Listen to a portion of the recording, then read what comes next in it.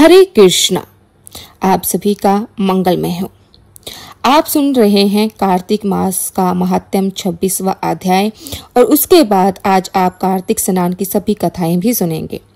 बड़े मनोयोग्य पूर्व नारद जी से यह कथाएं महाराज पृथु सुन रहे थे। 9वीं की कथा सुनने के बाद महाराजा पृथु ने नारद जी से कहा, हे देवऋषि, विषम पंचांग व्रत जो कि भगवान को अत्यंत ही प्रिय है, किस कारण प्रसिद्ध हुआ, मेरे यह जानने की प्रबल इच्छा है। नारद जी ने कहा, हे राजन, यह व्रत अनंत काल से था परंतु बीच में लुप्त हो गया। दोबारा यह कब और कैसे प्रारंभ हो, इसकी कथा सुने। इस युग में भगवान श्री कृष्ण ने भीष्म पितामह को यह व्रत बताया था और उन्होंने सर्वप्रथम इसे किया था। इस कारण यह व्रत भीष्म पंचांग के नाम से प्रसिद्ध हुआ। हे राजा भृतु, महाभारत युद्ध से पहले पांडवों की ओर से जब भगवान श्री कृष्ण कौरवों को समझाने के लिए गए तब सर्वप्रथम वहां विदुर जी के पास पहुंचे। विदुर जी ने उनका अत्यंत ही आदर सत्कार किया। इसके बाद श्री कृष्ण भीष्म जी के पास गए। वहां जाकर कुशल क्षेत्र के बाद श्री कृष्ण ने अपने आने के संपूर्ण वृत्तांत भीष्म जी को सुनाया। तब भीष्म जी कहने लगे, भगवान, तीनों लोकों के स्वामी होते हुए भी आप केवल पांडवों की ओर से ही दूत बनकर क्यों आए और पांडवों के प्रति आपका इतना प्रेम होने का क्या कारण है? तीनों लोग तो आपके वंश में हैं, तब पांडवों ने ऐसा कौन सा व्रत, ताप, दान, पुण्य ये यज्ञ किया है, अथवा उनके पास ऐसा क्या वशीकरण है जिसके कारण आप उनके वश में हो गए हैं? भगवान श्री कृष्ण ने तब मुस्कुराकर उत्तर दिया, है गंगा पुत्र, यद्यपि यह रहस्य अत्यंत ही गुप्त है, फिर भी मैं तुम्हें इसे कहता हूँ। पूर्व जन्म में उन पांचों भाइयों ने एक ऐसा व्रत किया था जो मुझे अत्यंत ही प्रिय है, इसी कारण मैं उन्हीं के वशीभूत हूँ। अब तुम उस व्रत का वृत्तांत सुनो। अत्यंत ही प्राचीन काल में उज्जैन नामक नगरी में कुवि सूचक दृढ़दत्त और हंस नामक 5 ब्राह्मण रहते थे। वे सभी वेदों के ज्ञाता, युवा, रूपमान तथा गंधर्व विद्या से अत्यंत ही निपुण थे। वे सभी दिशाओं में भ्रमण करके अपने ज्ञान विद्या द्वारा पर्याप्त धन प्राप्त किया करते थे। एक बार वे मथुरा नगरी में स्वर्ण नामक राजा के दरबार में पहुंचे। संगीत कला में निपुण होने के कारण उन्होंने राजसभा में इसका प्रदर्शन करने की इच्छा प्रकट की। वे 4 दिन उपवास और परम पवित्र यमुना जी में स्नान करते रहे। फिर उन्होंने किसी से राजा के संपूर्ण वृत्तांत पूछा। उसने बताया कि राजा की कादम्बरी नामक अत्यंत ही सुंदर भोग पत्नी है। वे संगीत विद्या में निपुण, मधुर कंठ, नृत्य में अत्यंत ही प्रवीण, रूप युवा में अद्वितीय है। वे प्रतिदिन राजा के सम्मुख एकांत में नृत्य और गायन करती है। ये सुनकर वे पांचों एक ऐसे स्थान पर जाकर खड़े हो गए जहां कादम्बरी के नृत्य तथा ताल के स्वर्ण सुनाई पड़ती थी। इसके बाद राजा के पास आने जाने वालों से कहने लगे, बड़े दुख की बात है कि आपके राजा के पास नृत्य कला जानने वाला कोई नहीं है। वीणा में तार बार बार नहीं है, 2 तार ढीले, यहाँ तक कि बाजे के धनु के अनुसार नृत्य भी शुद्ध नहीं है। यह बात किसी ने राजा से जाकर कह दी। राजा ने जहां पर कादम्बरी का नृत्य हो रहा था वहां उन पांचों को बुलाया। वहां पहुंचकर उन्होंने राजा को आशीर्वाद दिया और राजा के निकट ही बैठ गए। कादम्बरी ने उनके संगीत विद्या में अत्यंत निपुण समझकर अपने विशिष्ट नृत्य किया। जब उसने चक्कर में ताल दिया तो ब्राह्मणों ने उसे रोका, उसे चक्कर छोड़ा तथा अयोग तला दिया, मगर चक्कर खंडित नहीं किया। कादम्बरी के इस गुण और उसके रूप माधुरी को देखकर पांचों ही उस पर मोहित हो गए। कादम्बरी भी उन पांचों को देखकर उन पर मोहित हो गई। फिर उसी रात्रि के समय गुप्त रूप से अपनी एक सहेली के साथ उन पांचों को यह संदेश भेजा कि तुम में से एक प्रतिदिन नगरी के उत्तर की ओर यमुना नदी के तट के समीप लताओं से घिरे निर्जल अनंत नामक तीर्थ में मेरे पास आकर अपनी विद्या तथा गुण का प्रदर्शन करो। उस समय मैं वीणा और राग कौशल्य दिखाऊंगी। आगे की घटना सुनते ही भगवान ने कहा, एक ब्रह्मचारी जो मेरा भक्त था, दुष्ट संगति से बचने के लिए गांव में अत्यंत ही दूर रहता था। उन दिनों वह भीष्म पंचांग व्रत करके मंदिर में मेरी पूजा किया करता था। कार्तिक शुक्ल एकादशी के दिन उन संगीतों के ब्राह्मणों में के कवि का नाम का बड़ा भाई भी उस मंदिर में आया। कादम्बरी भी वहां पर पहुंच गई। वह मेरे भक्त ने जिस प्रकार पूजन किया, कवि नामक ब्राह्मण ने भी वैसा ही किया। उसके बाद वीणा लेकर गायन प्रारंभ कर दिया। मेरा भक्त क्योंकि अपने मन पर विजय प्राप्त कर चुका था, इसी कारण गायन सुनकर उसे क्रोध नहीं आया। कादम्बरी और कवि समेत रात्रि गायन और नृत्य करते रहे। प्रातः काल ब्रह्मचारी भक्ति को गोबर का आचमन करता देखकर कवि ने भी वैसा ही किया। इसके बाद कादम्बरी अपने महल में चली गई। ब्रह्मचारी के संगीत और रात्रि जागरण के कारण कवि के समस्त पाप दूर हो गए। अतः द्वादशी के दिन वह अपने समस्त द्रव्य दान करके विकृत हो गया। दूसरे दिन सूचो आए, उसने भी रात्रि भर कादम्बरी के साथ नृत्य और गायन किया और ब्रह्मचार्य की पूरी पूजन करके गोमूत्र का आचमन किया। प्रातः काल होते हुए वह भी अपना संपूर्ण धन दान करके सन्यासी हो गया। उसने निश्चय किया कि जिस प्रकार कादम्बरी के नृत्य ज्ञान और रूप को देखकर ब्रह्मचारी का मन भी चलमय नहीं हुआ, उसी प्रकार मुझे भी अपने मन को वश में करना चाहिए। तीसरे दिन त्रयोदशी का दृढ़ नामक वाला भाई कादम्बरी से मिलने आया और समस्त रात्रि नृत्य और गायन करने के बाद ब्रह्मचार्य की तरह ही उसने भी पूजा की और दुग्ध का आचमन किया। दोनों भाइयों के समान वह भी विरक्त होकर सन्यासी बन गया। अगले दिन अर्थात चतुर्दशी को मंदिर में चौथा भाई दंत आया और पूर्ववंतरांत बंधुओं के सामने कादम्बरी के साथ रात्रि भर नृत्य और गायन करके ब्रह्मचारी से भी बचे घी का पान करके मन शुद्ध हो जाने के कारण वह भी विरक्त हो गया। सबसे अंत में अर्थात पूर्णमासी को हंस नामक सबसे छोटे भाई ने आकर ब्रह्मचारी को प्रणाम किया और यमुना में स्नान करके आंवले के वृक्ष के नीचे शरद कर्म किया और बाद में अपने भाइयों के समान ही वह भी विरक्त हो गया। इस प्रकार पांचों भाइयों ने एक एक दिन यह व्रत किया। कथा समाप्त करते हुए भगवान कृष्ण ने कहा, हे भीष्म, कार्तिक मास में हमारा पूजन और दान पुण्य करने से करोड़ों यज्ञ के समान फल प्राप्त होता है। इधर राजा ने नित्य प्रति रात्रि में कादम्बरी के मंदिर में जाने का यह समाचार पाकर उसे महल में ही बंद कर दिया ताकि वह महल में न जा सके, और हुआ भी यही, वह मंदिर में नहीं जा सकी। कार्तिक मास में हमारे सामने नृत्य गान करने के कारण वह कादम्बरी अपने अगले जन्म में द्रौपदी हुई। हंस नामक वाला ब्राह्मण आंवले के वृक्ष के नीचे श्राद्ध आदि करने के कारण युधिष्ठिर हुआ। एकादशी के जागरण के कारण कवि अर्जुन, सुच, सहदेव, दंत, नकुल और दृढ़ नामक ब्रह्मचारी पराक्रमी भीम हुआ। हे भीष्म जी, वास्तव पूर्व जन्म में पांडवों द्वारा किए गए इस व्रत के कारण ही मैं उनके वशीभूत हूँ।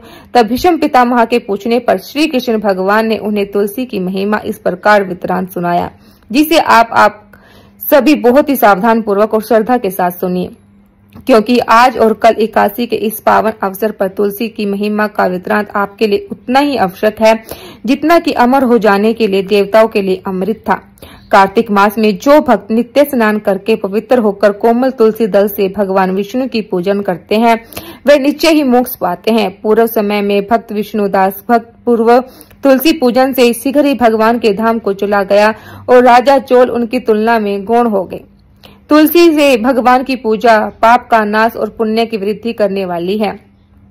अपनी लगाई हुई तुलसी जितनी ही अपने जड़ में फैलती है, उतने ही सहस्र गुना तक मनुष्य ब्रह्मलोक में प्रतिष्ठित रहता है। यदि कोई तुलसी में मिले जल में स्नान करता है तो वह पाप मुक्त होकर धन्य हो जाता है। जिसके घर में तुलसी का पौधा विद्यमान है, उसका घर तीर्थ के समान है। वहाँ यमराज के दूत नहीं जाते। जो मनुष्य तुलसी काष्ठ सुक्त गंध धारण करता है, कोई भी पाप उसके शरीर को स्पर्श नहीं कर पाता। जहाँ तुलसी वन की छाया हो, वहीं पर पितरों की तृप्ति के लिए श्राद्ध करना चाहिए। जिसके कान में, मुख और मस्तक पर तुलसी की पत्ते की छाया दिखाई देती है, तो उस पर प्रेत की छाया कभी नहीं पड़ सकती। आदि काल में हरि, मेधा और सुमुद नामक दो ब्राह्मण थे। वे जाते जाते किसी दुर्गम वन में परिश्रम से व्याकुल हो गए। वहां उन्होंने एक स्थान पर तुलसी दल देखा। सुमेधों ने तुलसी का महान वन देखकर उसकी परिक्रमा की और पूर्ण भक्ति पूर्वक प्रणाम किया। यह देखकर हरि मेधा ने पूछा, तुमने अन्य सभी देवता और तीर्थ व्रत के रहते तुलसी वन को ही प्रणाम क्यों किया? तब सुमेधा ने बताया कि प्राचीन काल में जब दुर्वासा के श्राप से इंद्र का ऐश्वर्य छिन गया, तब देवताओं और असुरों ने मिलकर समुद्र मंथन किया तो धन्वंतरी रूप भगवान श्री हरि और अन्य दिव्य औषधि प्रकट हुई। उन दिव्य औषधियों से मंडलाकार तुलसी उत्पन्न हुई, जो ब्रह्म आदि देवताओं ने श्री हरि को समर्पित किया और भगवान ने उसे ग्रहण कर लिया। भगवान नारायण संसार के रक्षक और तुलसी उनकी प्रीतमा है, इसलिए मैंने उन्हें प्रणाम किया है। सुमेधा इस प्रकार कह ही रहे थे कि सूर्य के समान अत्यंत तेजस्वी विशाल विमान उनके निकट उतरा। उन दोनों के समक्ष वह एक बरगद का वृक्ष गिर पड़ा।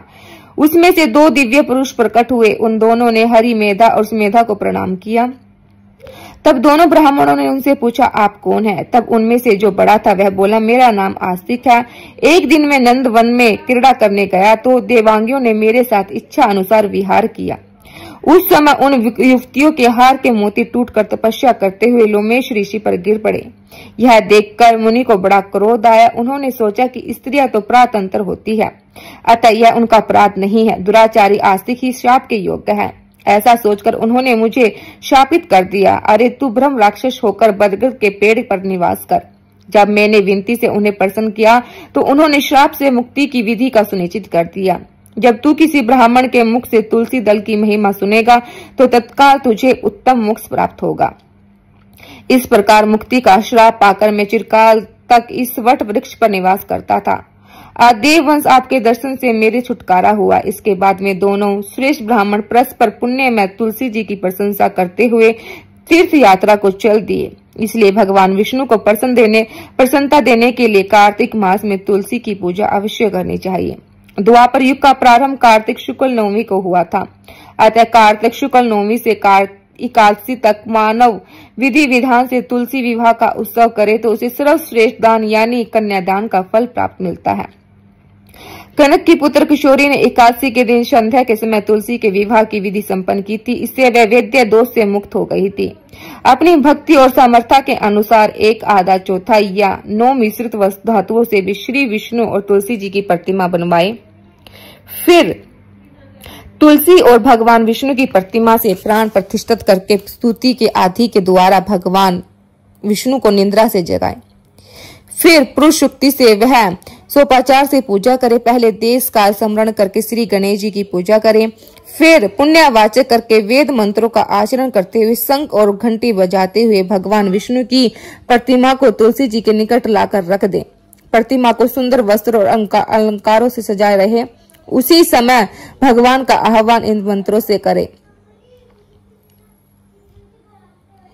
भगवान को समर्पित कर दे। इसके बाद कांसी के पत्र में दही, दूध, घी, मधु यानी शहद रखकर उसे कांसी के ढक्कन से ढककर भगवान को अर्पण करते हुए इस प्रकार कहे, वासुदेव आपको नमस्कार है, यह मधुपान ग्रहण कीजिए।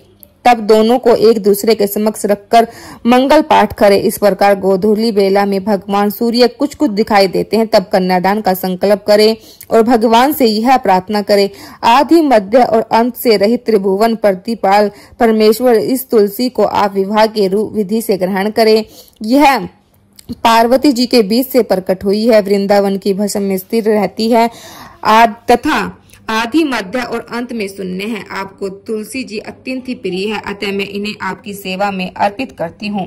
मैंने जल के घड़ों से सींचकर और अन्य सभी प्रकार की सेवाएं करके अपनी पुत्री की तरह इन्हें पाला पोसा और बढ़ाया है और आपकी तुलसी में आपको ही दे रही हूँ। हे प्रभु, कृपा करके इसे ग्रहण करें। भगवान विष्णु को तुलसी का दान करके फिर तुलसी और विष्णु की पूजा करें। अगले दिन प्रातः काल में पूजा करे, अग्नि की स्थापना करे, उसमें द्वाक्षर मंत्र अर्थात ओम नमो भगवते वासुदेवाय से खीर, घी, मधु और तिल मिश्रित द्रव्यों के 108 आहुतियां दें। आप चाहे तो आचार्य से होम की विशेष पूजन करवा सकते हैं। तब भगवान से प्रार्थना करके कहें, प्रभु आपकी प्रसन्नता के लिए मैंने ये व्रत किया है, इसमें जो कमी रह गई हो वह कृपा पूर्वक अक्षमा करें। आप तुलसी जी के साथ बैकुंठ धाम में पधारे। आप मेरे द्वारा की गई पूजा से सदा संतुष्ट होकर मुझे कृतार्थ करें। इस प्रकार व्यक्ति तुलसी विवाह का पारायण करके भोजन करे और भोजन के बाद तुलसी की अपनी आप गिरे हुए पत्तों को खाकर सब पापों से मुक्त होकर भगवान के धाम को प्राप्त होता है। भोजन में आंवला और बेर का फल खाने से उचित दोष मिट जाता है। तुलसी दल और पत्तियां जब भी तोड़नी हो तो उसके लिए देव वेदपात इन दोनों युग में मंगल, शुक्र और रवि इन तीनों वारों में द्वादशी, अमावस्या और पूर्णिमा इन तीनों तिथियों में संक्रांति, जन्म और तथा मरणछूत यानी शूतक में तुलसी तोड़ना मना है। संक्रांति, अमावस्या, द्वादशी रात्रि में दोनों संध्या में भी तुलसी दल कभी ना तोड़े। किंतु तुलसी के बिना भगवान की पूजा पूर्ण नहीं मानी जाती, इसलिए निश्चित समय में तुलसी वृक्ष से स्वयं गिरे पत्ती से पूजा करें। पहले दिन के पवित्र स्थान पर रखे हुए तुलसी दल से भगवान की पूजा की जा सकती है। शालिग्राम जी की पूजा के लिए वर्जित तिथियों में भी तुलसी तोड़ी जा सकती है, लेकिन बिना स्नान और जूते पहनकर भी कभी तुलसी ना तोड़े। तुलसी का एक एक पत्ता ना तोड़कर पत्तियों के साथ अगर भाग को तोड़ना चाहिए। तुलसी की मंजरी सब फूलों से बढ़कर मानी जाती है। मंजरी तोड़ते समय उनमें पत्तियों का रहना भी अवश्य माना जाता है। कार्तिक मास का 26वां अध्याय पूर्ण हुआ। आप सभी को सुनते हैं, आप सभी को सुनाते हैं कार्तिक मास की कहानियां। अब सुनिए कार्तिक मास की नगर बसेरे की जाट भाट की कहानी। किसी गांव में एक भाट और एक जाट रहता था। दोनों आपस में घनिष्ठ मित्र थे। एक बार जाट अपनी बहन के घर जाने को तैयार हुआ तो भाट भी अपने ससुराल जाने को तैयार हुआ। दोनों मित्र साथ साथ चल पड़े तो रास्ते में रुककर दोनों एक कुएं के मुंडेरे पर बैठ गए। जाट ने भाट से कहा, चलो नगर बसेरा कर लेते हैं। इस पर भाट कहने लगा, तू ही नगर बसेरा कर, मैं तो अपने ससुराल जा रहा हूँ, वहां पर तो मेरी खूब खातिर होगी, तू कर ले नगर बसेरा। तब जाट वही कुएं के पास बैठकर पानी की घंटी और चावल का दाना लेकर नगर बसेरा करने लगा। नगर बसेरा करने के साथ जाट कहने लगा, नगर बसेरा जो करे सो मोल थोड़ पावे, तात मांडल ताप सो देगी, मेरी माँ देगी, मावसी देगी, द्वार का वास मीठा मीठा घास, वृंदावन का वास, 5 कुल की छठ रास, मेरी जो बड़े श्री कृष्ण के पास डालू पानी, हो जाएगी छठ से निकल जाए मेरा जी। यह सब करके वह जाट अपनी बहन के घर चल पड़ा। जाट की बहन ने भाई के घर आने पर उसकी खूब खातरदारी की, घी बुरा के साथ भाई को जुमाया। फिर दोनों भाई बहनों ने बैठकर ढेर सारी बातें की। इधर भाट जब अपनी ससुराल पहुंचा तो उसने वहां क्या देखा कि वहां तो आग लगी हुई है थी। तो वहां आग बुझाने लगा, जिसमें उसके हाथ मुंह काले हो गए और वह खुद भी थोड़ा सा झुलस गया। ना तो ससुराल में किसी ने रोटी के लिए पूछा, ना किसी ने पानी के लिए। तब एक पड़ोसन आई तो उसने भाट की सास से कहा, जमाई आए हैं, जरा उसकी आव भगत तो कर लो। तो भाट की सास बोली, जब सब कुछ तो जल गया, मैं आव भगत कहाँ से करूं। तब पड़ोसन ने ही भाट को एक रोटी के साथ छाछ दी। उसने वह खाकर गुजारा किया। शाम को वह दोनों मित्र फिर से अपने घर की ओर चल पड़े और रास्ते में एक जगह मिल गई और एक दूसरे का हाल पूछा। तो भाट बोला, क्या बताऊं भाई, मेरे ससुराल में तो आग लग गई थी। आग बुझाते बुझाते मैं खुद काला हो गया, ना तो मुझे वहां रोटी मिली ना पानी। तब जाट ने बताया, मेरी तो बहुत खातरदारी हुई।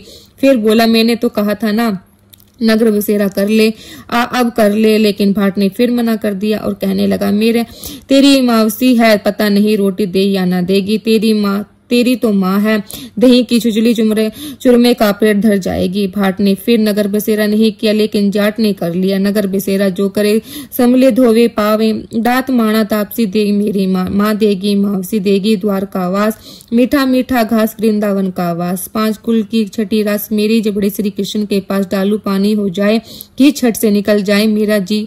ऐसा करके वह वहां से चल पड़ा। घर पहुंचते ही जाट की मौसी ने बहुत लाड़ प्यार किया। उधर भाट घर पहुंचा तो उसकी भैंस खो गई। बाप एक लाठी रखे थे तो दूसरी उठाई और कहने लगे, ससुराल गया तो आग लगा दी, अब यहाँ पहुंचा तो भैंस खुआ दी। बाप ने कहा, पहले भैंस लेकर आ, तभी तुझे रोटी पानी मिलेगा। अब वह बेचारा भाट सारा दिन भैंस ढूंढता फिरा, लेकिन उसे भैंस कहीं नहीं मिली। फिर जाट और भाट की भेंट से फिर से बाजार हो गई। जाट ने भाट से हालचाल पूछा तो भाट बोला, क्या बताऊं भाई, ससुराल गया तो वहां आग लग गई, घर पहुंचा तो आते ही भैंस खो गई। बस उसी दिन से मैं अपनी भैंस ढूंढ रहा हूँ। रोटियों का तो पूछो ही मत, पानी तक बड़ी मुश्किल से मिल रहा है। जाट ने कहा, मैंने तो पहले ही कहा था कि नगर बसेरा कर लो।